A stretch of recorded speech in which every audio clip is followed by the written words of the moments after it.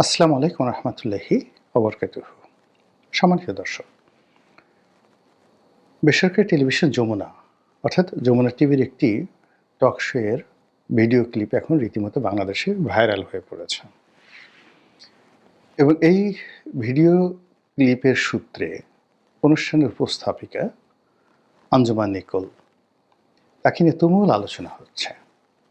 আওয়ামী লীগের যারা সমর্থক, মুক্তিযুদ্ধের যারা সমর্থক, তারা এই বিজয়ের মাসে অর্থাৎ 2025 সনের ডিসেম্বর মাসে এরকম একটি ঘটনা, এরকম একটি ভিডিও ক্লিপ এবং সেই ভিডিও ক্লিপে একজন অনুষ্ঠানের উপস্থাপিকার যে অনবদ্য উপস্থাপন, সাহস, তার যে দক্ষতা এবং প্রত্যুৎপন্নমতিত্ব, এই প্রত্যুৎপন্নমতিত্বের প্রশংসায় সারা দেশ রীতিমতো পঞ্চমুখ। অন্যদিকে যারা স্বাধীনতা বিরোধী শক্তি, চক্র, রাজাকার, আলবদর আর শামস, তাদের কাছে এখন এই ভদ্রমহিলা বা এই যে আঞ্জুমান নিকোল, তিনি রীতিমতো একজন মূর্তিমান আতঙ্কের নাম।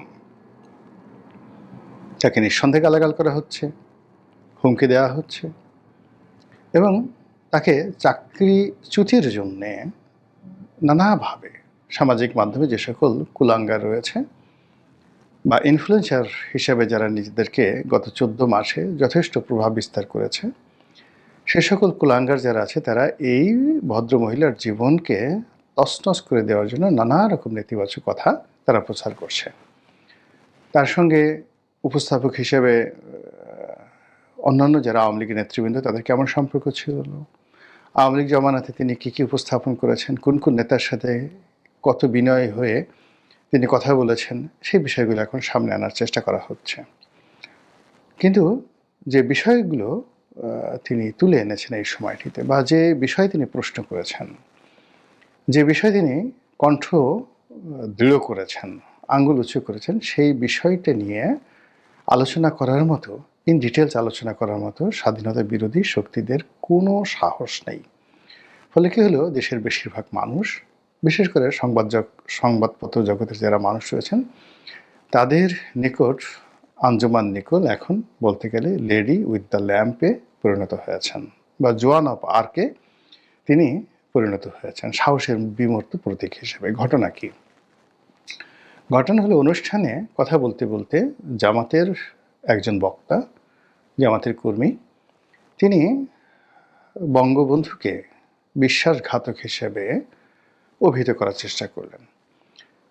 আপনারা জানেন যে মহান মুক্তিযুদ্ধের সময়ে কতগুলো ঘটনা, তার মধ্যে বঙ্গবন্ধু গ্রেপ্তার যেটা হলেন 25শে মার্চ তারিখে, এটাকে স্বাধীনতা বিরোধীরা মনে করেন যে বঙ্গবন্ধু তাদেরই মতো আত্মসমর্পণ করেছিল বা পাকিস্তান প্রীতিতে বিমুগ্ধ হয়ে তিনি পাকিস্তানে চলে গিয়েছিলেন, অথবা তিনি জুলফিকার আলী ভুট্টো, ইয়াহিয়া খান, টিক্কা খান, তাদের সঙ্গে তিনি একটি সম্পর্ক বা আতাত করে পুরো জাতিকে একটা, মানে যাকে বলা হয় যুদ্ধের মুখে ঠেলে দিয়ে, রাজাকার, আলবদর আর শামস, তাদের যাকে বলা হয় আক্রমণের মুখে ফেলে দিয়ে তিনি চলে গেছেন। কাজেই তিনি জাতীয় বীর হতে পারেন না, তিনি জাতির সঙ্গে বেইমানি করেছেন, মুনাফিকি করেছেন, এই ধরনের কথাবার্তা কিন্তু মানে আড়ালে আবডালে তারা বলে আসছিল এবং তাদের বিভিন্ন বই পুস্তকে তারা এইভাবেই বিষয়গুলিকে উপস্থাপন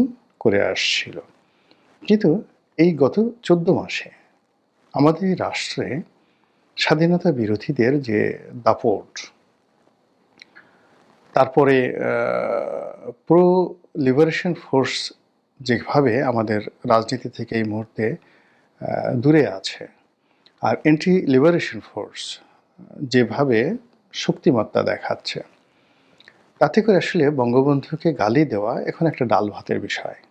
যেখানে বঙ্গবন্ধুর নামকে উচ্চারণ করতে ভয় পাচ্ছে, যেখানে বঙ্গবন্ধুর যে সকল ভাস্কর্য রয়েছে ভেঙে চুরে চুরমার করে দেওয়া হচ্ছে, যেখানে সে সকল ভাস্কর্যের যে বঙ্গবন্ধুর মাথার অংশ, যেটাকে খুলি বলা হয়, সেটিকে ভেঙে সেই খুলির মধ্যে মনুষ্য বিষ্ঠা দিয়ে তারপর সেই খুলি ফেলে দিয়ে পৈশাচিক নৃত্য করা হচ্ছে, সেই বাংলায় একজন আঞ্জুমান নিকোল যখন বলেন এই বিজয়ের মাসে বঙ্গবন্ধুকে নিয়ে আপনি যে বক্তব্য দিলেন, তাকে বিশ্বাসঘাতক বললেন, আমি এই মঞ্চে দাঁড়িয়ে আমার যে নোট অফ ডিসেন্ট, আমার যে প্রতিবাদ, সেটা আমি জানিয়ে রাখলাম। It's a history. আপনি এটা যে সাহস, এটা যে শক্তি, এর যে দৃঢ়তা, এর যে আগুন, এটা কল্পনা করা যায় না। যারা ওই দৃশ্য দেখেছেন, মনে হচ্ছিল যে ৭১-এর রণসঙ্গীত বাজছিল। আঞ্জুমান নিকোল যখন এই কথা বলছিলেন, তখন মনে হচ্ছিল যে ৭১-এর যে রণসঙ্গীত, সেটা বাজছিল। ২ নম্বর হলো যে মুক্তিবাহিনীর যে অস্ত্রগুলো, সেগুলো গর্জন করে উঠছিল। গ্রেনেড, বোমা, রাইফেল, এসএলআর থেকে শুরু করে যত রকম অস্ত্র মুক্তিযোদ্ধাদের হাতে ছিল, সেইগুলো ঠাস ঠাস ঠাস ঠাস করে ফুটে যেভাবে হানাদারদের বুক ঝাঁঝরা করে দিত ১৯৭১ সনে নিকোলের সেই কথাগুলো এতটা দুর্বার গতি নিয়ে, দুর্নির্বার গতি নিয়ে স্বাধীনতা বিরোধীদের পাঁজরকে ছিন্ন বিচ্ছিন্ন করে দিচ্ছিল। এবং এখনও সামাজিক মাধ্যমে সেটা যেভাবে ট্রেন্ডিং হচ্ছে, প্রতিটা মুহূর্তে রাজাকার আলবদর আসামস থেকে শুরু করে স্বাধীনতা বিরোধীদের ঘুম হারাম করে দিয়েছে।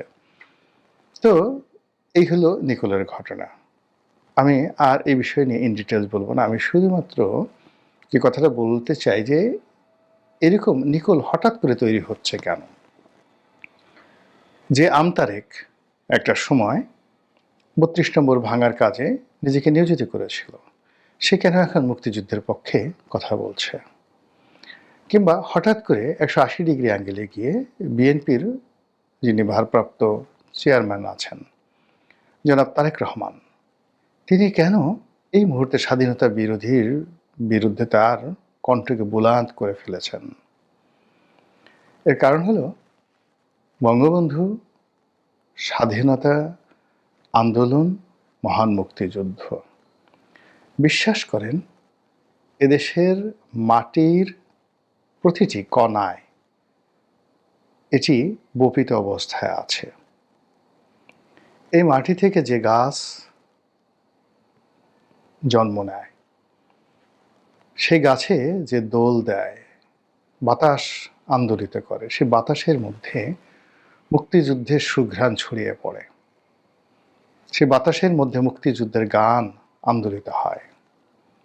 এদেশের সেই যে পাখপাখালি, প্রকৃতির যে পাখপাখালি, সেই পাখপাখালির যে কণ্ঠে যে ছন্দ থাকে, সে ছন্দের মধ্যে মুক্তিযুদ্ধ থাকে, বঙ্গবন্ধু থাকে, জয় বাংলা থাকে। আপনি এগুলো কখনোই অ্যাভয়েড করতে পারবেন না। এটাই প্রকৃতির নিয়ম, এটাই প্রকৃতি তৈরি করে দেয়। যে মানুষটি তার জীবনের ১৭টি বছর, তিনি খুব স্বল্প জীবন পেয়েছিলেন। ১৯২০ সনে তার জন্ম, ১৯৭৫ সনে তিনি মারা গেছেন, মাত্র ৫৫টি বছর। তো এই ৫৫টি বছরের মধ্যে যদি ১৭টি বছর একজন মানুষ শুধুমাত্র দেশের জন্য, রাজনীতির জন্য তিনি যদি জেল খাটেন, এবং সেই জেল খাটার কতগুলো ধাপ আছে। সেই জেল খাটা তার শুরু হয়েছিল স্কুল জীবনে, যখন তিনি দেখলেন তার বন্ধুদের সঙ্গে পুলিশ অন্যায় করছে, অবিচার করেছে, কেউ তো দাঁড়ালো না। বঙ্গবন্ধু দাঁড়িয়ে গেলেন, অন্যায় হচ্ছে, কিশোর, তাকে গ্রেপ্তার করা হলো। তিনি ঢাকা বিশ্ববিদ্যালয়ে পড়ছেন, ছাত্র। আমরা তো সবাই ঢাকা বিশ্ববিদ্যালয়ে পড়েছি, শুধু খেয়েছি আর হেগেছি।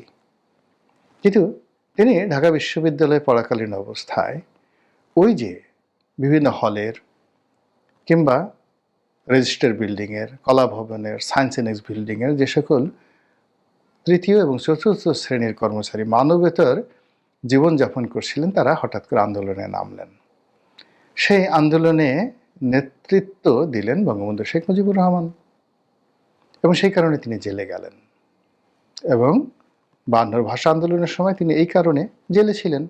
এখন বলেন তো, এই শহরে অনেক লোক বিশ্ববিদ্যালয়ে পড়েছে, কিন্তু বিশ্ববিদ্যালয়ের ছাত্রদের আন্দোলন নিয়ে, রাজনীতি নিয়ে, জাতীয় রাজনীতি নিয়ে, জাতীয় ইস্যু নিয়ে অনেক আন্দোলন করেছেন, কিন্তু আর্তমানবতার সেবায় আন্দোলন করেছেন, মুমূর্ষু রোগীর জন্য আন্দোলন করেছেন, আর তৃতীয় চতুর্থ শ্রেণীর মানুষের জন্য, কর্মচারীর জন্য আন্দোলন করেছেন। এরকম মানুষ যদি বাংলাদেশে খুঁজেন, একজনই পাবেন, বঙ্গবন্ধু শেখ মুজিবুর রহমান।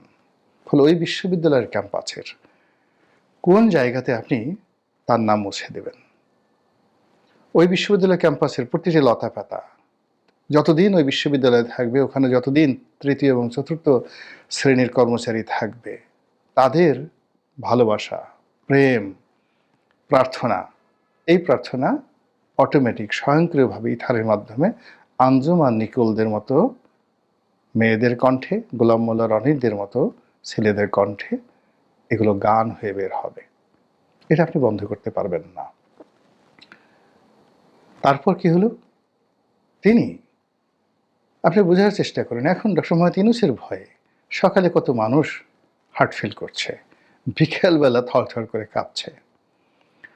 আর তিনি সারাটি জীবন ইস্কান্দার মির্জার সঙ্গে তিনি লড়াই করেছেন, মোহাম্মদ আলীর সঙ্গে, লিয়াকত আলীর সঙ্গে লড়াই করেছেন, হোসেন সৈয়দ সরওয়ার্দির সঙ্গে লড়াই করেছেন, খাজা নাজিমুদ্দিনের সাথে লড়াই করেছেন, কে না, ইয়াহিয়া খান, টিক্কা খান থেকে শুরু করে কার সঙ্গে বঙ্গবন্ধু লড়াই করেননি।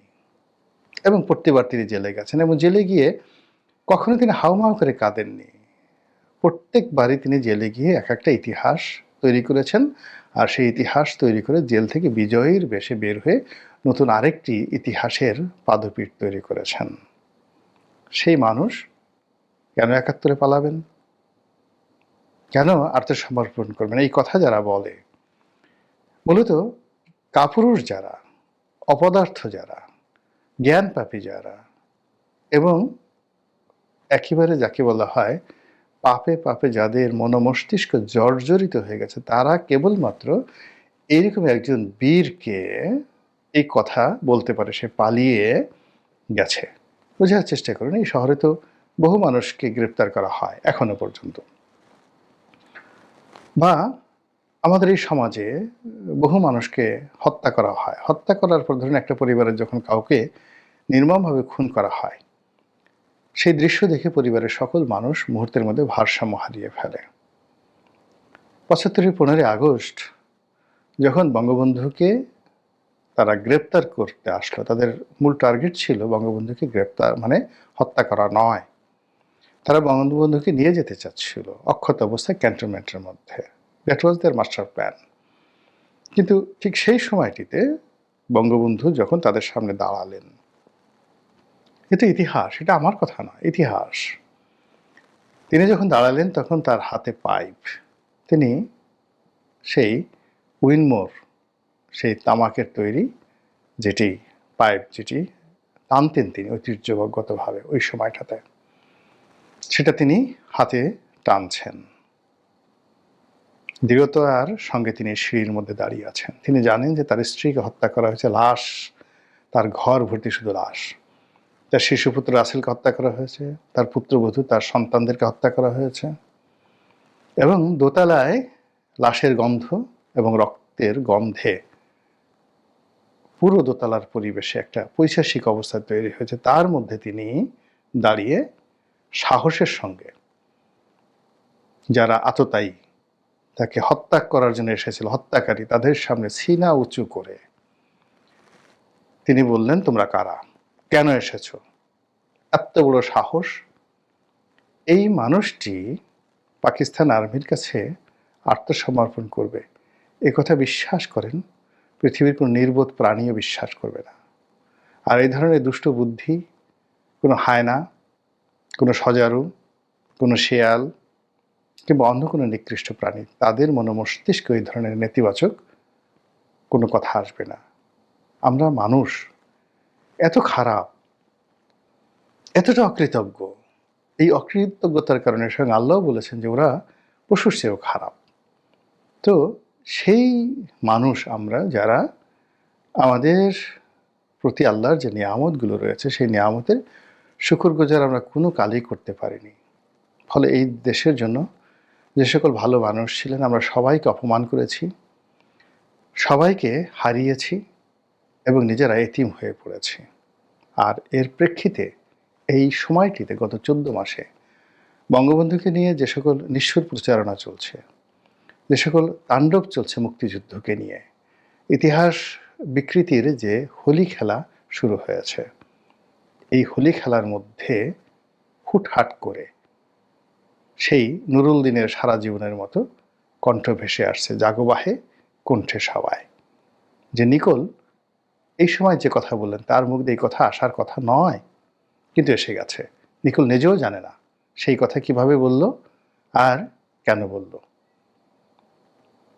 কাজেই আগামী তো দেখবেন যে এরকম আর অনেকের কণ্ঠ দিয়ে হঠাৎ করে এইভাবে আগুন বের হয়ে গেছে, যে আগুনে সকল চক্রান্ত জ্বলে পড়ে ছারখার হয়ে যাবে।